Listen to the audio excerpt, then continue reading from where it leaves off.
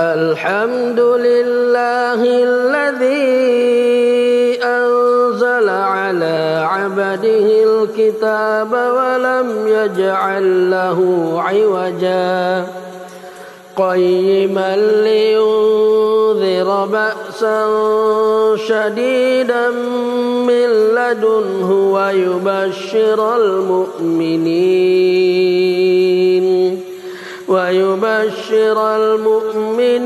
الذين يعملون الصالحات أن لهم أجرا حسنا ماكثين فيه أبدا